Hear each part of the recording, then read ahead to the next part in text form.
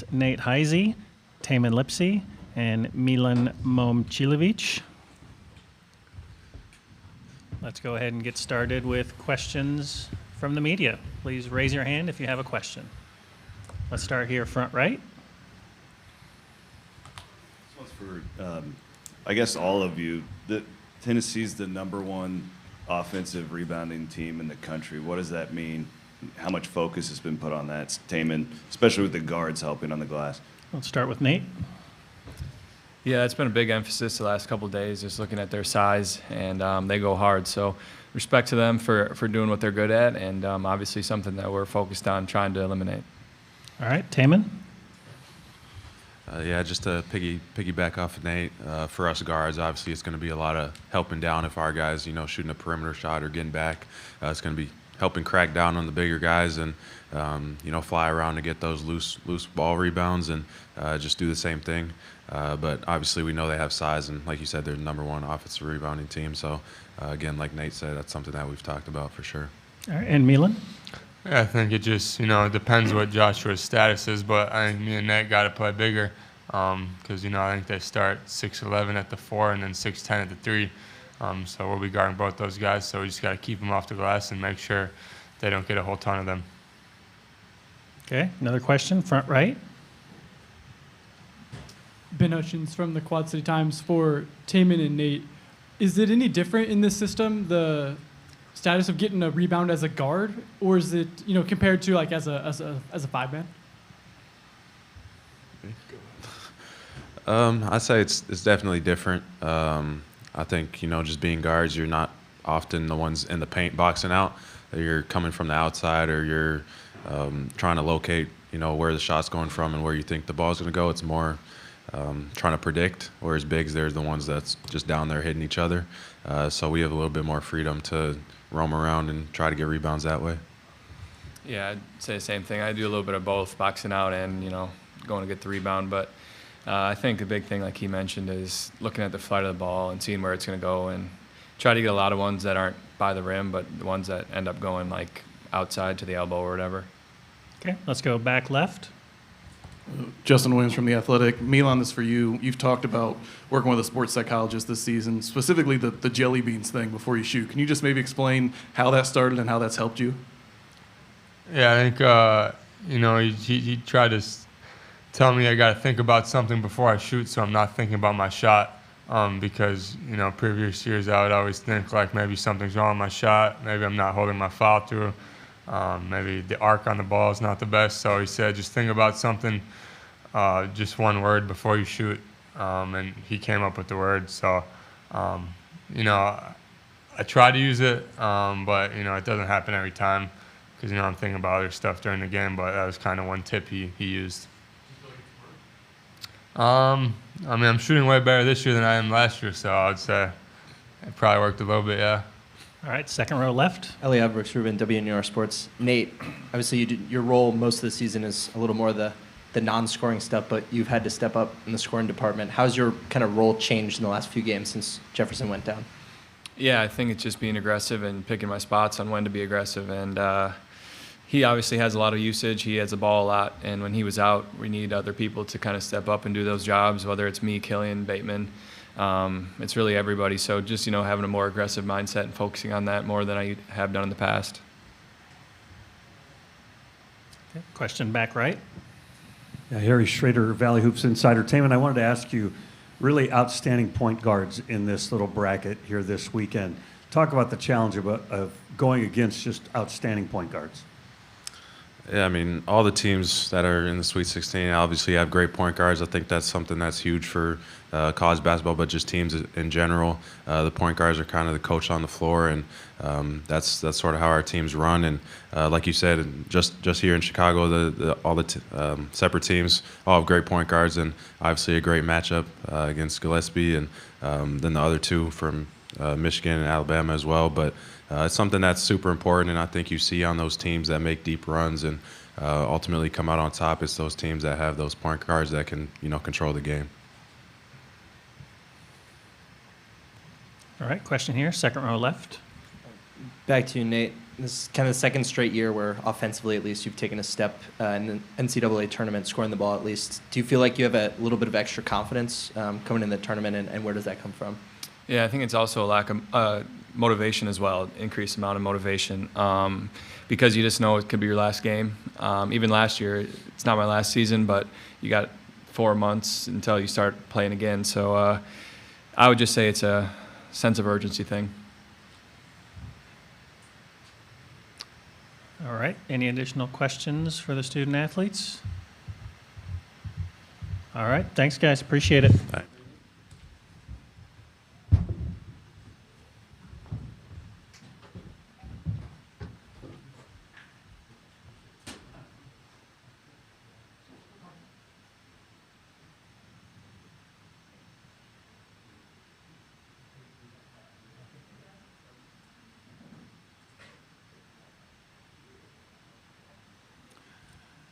Again, we'll be joined in a little bit by Iowa State head coach TJ Otzelberger.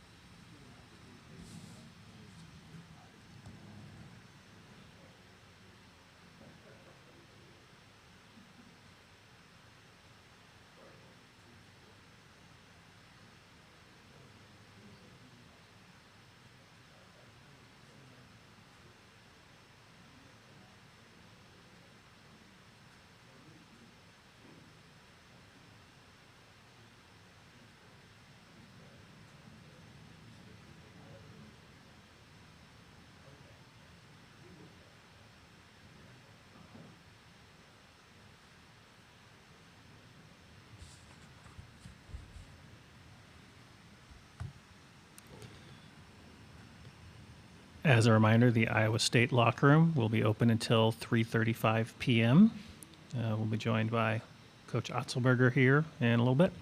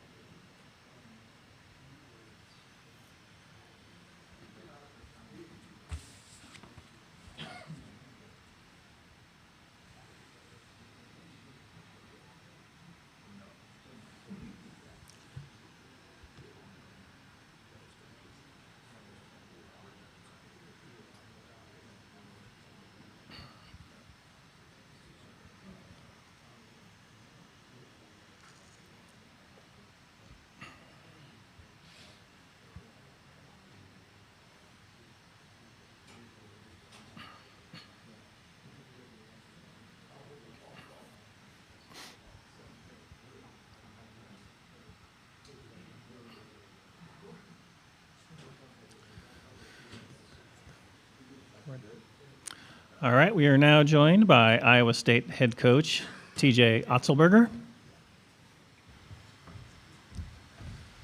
Coach, appreciate you joining us. If we could start with an opening statement.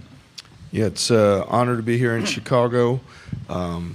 Just thrilled about this opportunity for our team. We have tremendous respect for our opponent, for Coach Barnes, the Tennessee program, all they've been able to accomplish. Very impressive team. Play with a lot of heart, a lot of grit, a lot of tenacity. So we know it's going to be a big challenge. Our guys have not shied away from the challenge all year, and that will be the case again tomorrow night. So excited to have this opportunity. All right, thanks, Coach. Let's go to questions. Start with questions here, second row left.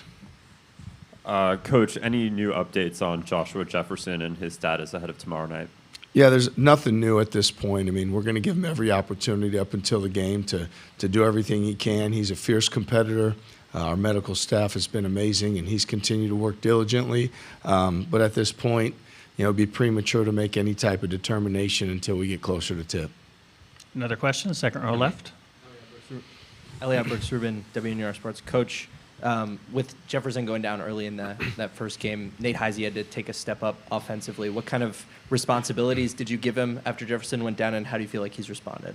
Well, Nate Heise has always stepped up for us, especially when we've needed him the most. He plays with tremendous spirit, passion. He's a winner, makes big shots, big plays, loves to guard the other team's best player. So, for our team, Nate Heise continues to show in the biggest moments who he is and what he can do, and I will continue to say that he will play well as we move forward. Okay, question far left. TJ, Luke Ticock, Hoops HQ. I know this isn't foremost on your mind, but your name has come up with the vacancy at North Carolina.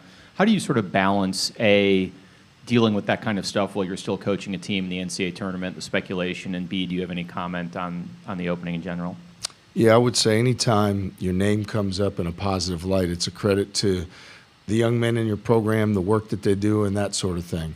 In terms of future and that sort of thing, like for us, we're at Iowa State. We're thrilled to be Cyclones. I know a lot of coaches get up here and say those type of things, and then you say, well, next week that changes. That doesn't change for us. We're Cyclones for the long haul. We're thrilled at the experience that we've had up to this point, and we're excited for a future even better than the 5 years we've had. So I couldn't be more excited about our future. I couldn't be more thrilled for what we have in front of us, and couldn't be more proud of being part of Cyclone basketball. I think, the programs that you study that are at the highest level have tremendous alignment.